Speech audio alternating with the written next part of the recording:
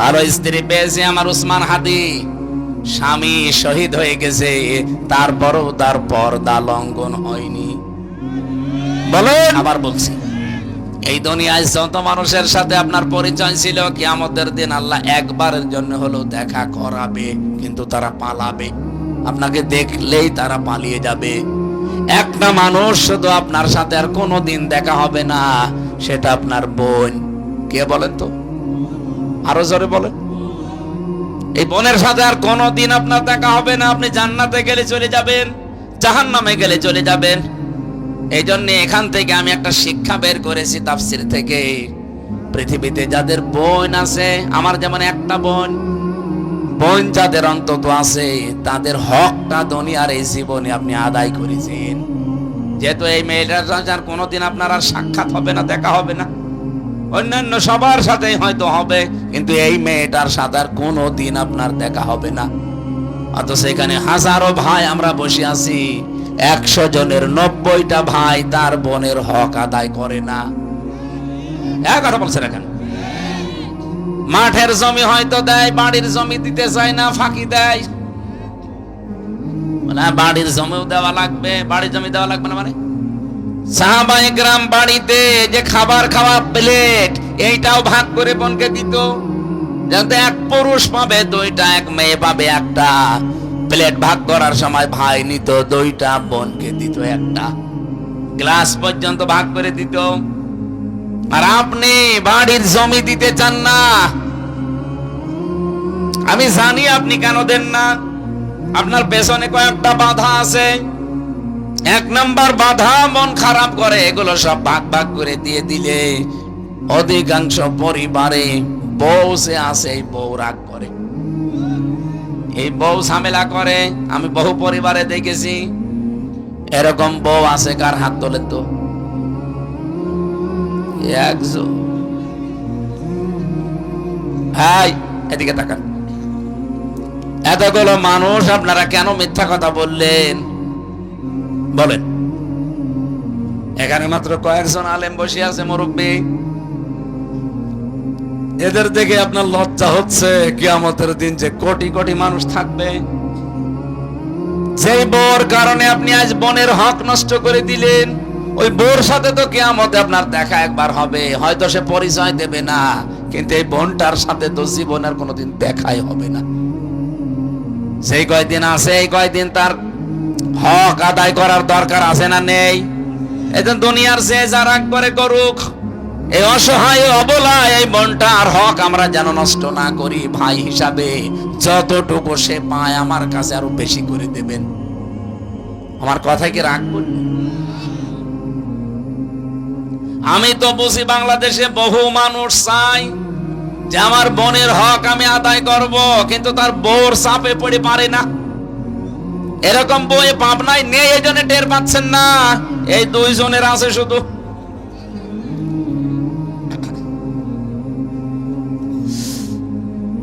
এই বউগুলো কি করে ভালো বানাতে হয়, এই এদিকে তাকান।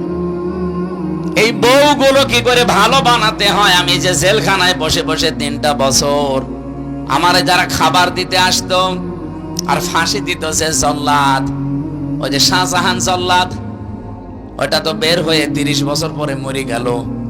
এরপরে যে দায়িত্ব পেয়েছিল ওর নাম ইলিয়াস, ও আমার কাছে মাঝে মাঝে এসে গল্প করতো। ওর বউ মারা কেস। অবশ্য আমি 17 বছর প্রায় সৌদি আরবে ছিলাম, ওখান থেকে দেশে আসলাম। বলেন তো, 20 বছর বয়সও গেছে সৌদি আরবে, দেশে এসেছে 17 বছর, কয়েকবার বাড়ি এসেছে। তার ভেতরে কি করবে? সারাদিন সারা রাত আমি তালা মারা থাকতাম। এসে আমার এই ফাঁসির কন্ডেম সেলের পাশে বসে বসে আমার এই গল্প শোনাতো। আমি বললাম, ভাই আপনি আজকে জল্লাদ, এক একটা ফাঁসি দিলে আপনার 4 মাস করে জেল মাফ হয়ে যায়, তো কতদিন থাকা লাগবে? বলছে, আমিও ফাঁসির আসামি ছিলাম, আমিও আপনার মতো কন্ডেম সেলে কাটিয়েছি। এখান থেকে আমারে দিয়েছে এখন যাবজ্জীবন জেল, 30 বছর জেল খাটা লাগবে। আমি যেহেতু কাজ করে দেই, ভেতরে রান্না বাড়া করি, অথবা যে ফুল গাছ সাফ করি, বন বাদার হলে সাফ করে দেই। আর ওই যে ফাঁসি দিলে এক একটা ফাঁসির কারণে আমার 4 মাস করে জেল মাফ হয়ে যায়। সব মিলিয়ে আমার কমপক্ষে হিসাব করে দেখলাম এখনো 22 বছর জেল খাটা লাগবে। আপনি বলেন তো, লোকটার 17 বছর ছিল বাইরে, 20 বছর বয়স, এরপরে এখন 30 বছর যদি জেল খাটা লাগে তো বের হয়ে কি পাবে? ওরে বললাম যে আপনি এতদিন এই জীবনটা নষ্ট করে দিলেন, কি কি অপরাধ আপনার? ও যে আমি বিদেশ থেকে এসে বিয়ে করলাম, এই বউটা খালি মাঝে মাঝে আমার বোনকে কিছু দিলেই রাগ করে। একটা মাত্র বোন আমার, কিছু দিলেই শুধু মন খারাপ করে, রাতের বেলা শুধু ঝগড়া করে। একদিন ওকে সংশোধন করার জন্য একটা থাপ্পড় দিয়েছিলাম, ও ছাতা এক থাপ্পড়ে মরে গেছে।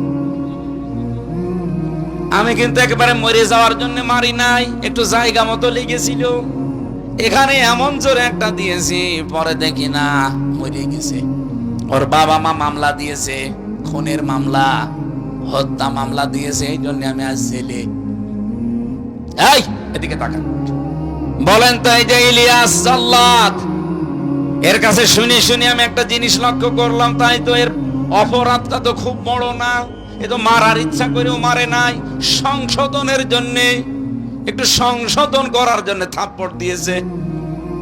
অথচ বাংলাদেশের আইনে দেখেন তার জীবনটা পুরা শেষ। ওদিকে 30, এদিকে 20, ওদিকে 17, কত হয় বলেন? 67-70 বছরে জেল থেকে বের হয়ে আর কয়দিনই বাঁচবে, আর কি করে খাবে? ও তো সব শেষ বাইরে। আমি ওর কাছ থেকে এরকম যতগুলো মানুষ, 100 জনের প্রায় অন্তত 60 জন মানুষ জেল খাটতেছে এই বউর কারণে। হয় যৌতুকের মামলা, নাই বউ মারা মামলা, নাই বিভিন্ন কারণে বউরা মামলা দিয়েছে। আমি এগুলো দেখে দেখে চিন্তা করলাম যে পারিবারিক জীবনে এই ঝামেলাগুলো হয় কেন দেখি। আমি যেগুলো পেয়েছি আবিষ্কার করলাম ওই শুনে শুনে, আর এগুলো কি করে মেটানো যায় সেই পদ্ধতিগুলো আবিষ্কার করলাম। ওগুলো আমি নোট করে করে বাইরে এসে বই লিখেছি। পারিবারিক জীবনে, দাম্পত্য জীবনের কলহ এবং তার সমাধান। বউ যাদের এরকম আছে, যার জন্য আপনি বোনের হক, ভাইয়ের হক, চাচার হক, ফুফুর হক গুলো আদায় করতে পারেন না। আপনার হয়তো মন আছে, কিন্তু ওই মহিলার কারণে আপনি পারেন না। তাকে কি করে কন্ট্রোল করা লাগবে, কি করে তাকে ওয়াশ করা লাগবে, তার মন কি করে আপনি ঠিক রাখবেন, এইটা পাবেন এই বইতে। এই জন্য বইটা গাড়ি থেকে যাওয়ার সময় নিয়ে যাবেন, প্রত্যেকে তার স্ত্রীকে পড়াবেন। প্রত্যেকের স্ত্রী যাদের আছে বাড়িতে নিয়ে বলবেন এটা পড়ো, সেই কয়দিন লাগে এটা পড়ো। আমি আশা করছি পুরাটা 120 পৃষ্ঠা যদি পড়ে আমল করতে পারে, আপনার পরিবারে হালকা হলেও শান্তি আসবে। আমি বহু মানুষকে দিয়ে এখন দেখছি যে না, তারা একটু হালকা হালকা খুশি। হুজুরে বইটা আরো আগে দিলেন না কেন? আগে দেবো, আমি আগে চলে গেছি। ওই যে গাড়িতে আছে, একজনের কাছে নিয়ে যাওয়ার সময় দেখবেন। আর একটা বই আমার জীবনের প্রথম লিখেছিলাম, এই যেখানে দিয়ে গেছি, এটা মেয়েদের জন্য, শুধুমাত্র মেয়েকে দেবেন, মানে বউকে। আর একটা আছে এই লালটা, এটা শুধু স্বামীদের জন্য। এটা কালকে মেয়েরা আসবে, সে নিয়ে আপনাকে পড়াবে। আর এটা আমি সাইদি সাহেবের সাথে ছিলাম, সাইদি সাহেব আমাকে যা যা বলেছিল ওইটা আমি লিখেছি। এটার নাম শতাব্দীর শ্রেষ্ঠ রাহবার আল্লামা সাইদি। এই মাথায় হাত দিয়ে বহুবার দোয়া করেছিল। উনি যা যা বলতো আমি ওইটা মনে মনে রাখতাম, কন্ডেম সেলের ভেতরে কোট করে রাখতাম। বাইরে এসে বইটা করেছি, সবগুলো হয়তো লিখতে পারিনি, কিছু লিখেছি। শতাব্দীর শ্রেষ্ঠ রাহবার, শিক্ষিত মানুষরা নিয়েছেন, কাজে লাগবে। অনেক তথ্য দেওয়া আছে, ওনার উপর যে মিথ্যাচার সবগুলো দেওয়া আছে। আর এটা একটা আমলের বই। আমার নামাজের বইটা বের হচ্ছে না, ওইটা খুব দরকার। যদি নামাজ মেসাক থেকে শুরু করে একেবারে সালাম ফিরানো পর্যন্ত যা যা লাগে আমি ওই নামাজের আদায়ের পদ্ধতির ভেতরে দিয়েছিলাম, একেবারে প্র্যাকটিক্যাল। বাংলায় সব উচ্চারণ দেওয়া আছে। ওটা যদি রাজশাহী তাজিব সেন্টার থেকে পাওয়া যায় কোনো জায়গায়, আপনারা নেবেন। আমার এই চাটমোহরে একটা মাহফিল আছে 31শে ডিসেম্বর, বালুরচর মাদ্রাসায় নাকি বালুরচর মাঠ, ওই মাঠে আমি রাত 9টা 9:30 যদি উঠতে পারি, ওই দিন ওই বইটা বাড়ি বাড়ি আপনারা নিয়ে যাবেন। অনেক নামাজ পড়তে গেলে অনেক মাসলা মাসাইল মনে থাকে না, দেখে নেবে, স্ত্রীকে মেয়েকে ছেলেকে দেখাবেন, কাজে লাগবে। দুনিয়ার হাসানা পেতে হলে শ্রমের বিকল্প কিচ্ছু নেই, পরিশ্রম দেওয়া লাগবে। 3 নম্বরে দুনিয়ার হাসানা আমি পেয়েছি, সন্তান যেন ভালো হয়। দুনিয়ার হাসানা, সন্তান দুনিয়ায় ভালো করার জন্য যে সমস্ত পদ্ধতিগুলো আছে, প্রায় 11টা পদ্ধতি আছে। 4 নম্বরে দুনিয়ার হাসানা, স্ত্রী যেন ভালো হয়। ভালো স্ত্রী কোনটা?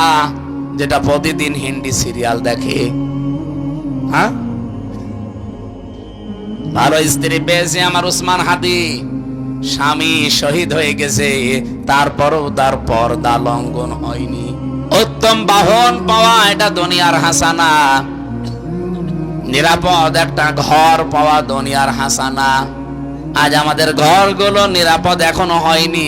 ঘরে থাকলে আমরা খুন হয়ে যাচ্ছে, আর বাইরে গেলে গুম হয়ে পড়ছি।